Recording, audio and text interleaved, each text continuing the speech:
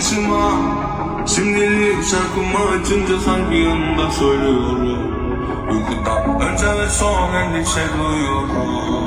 Ben bir şey bilmiyordum, anlattılar, öğrettiler, artık bir kere bildim, bil ki birliktenemiyorum.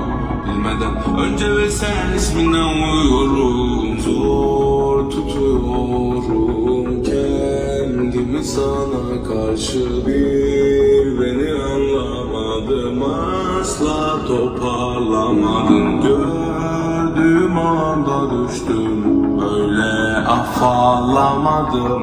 Ben daha önce beni bildiğim günden zor tutuyorum kendimi sana karşı.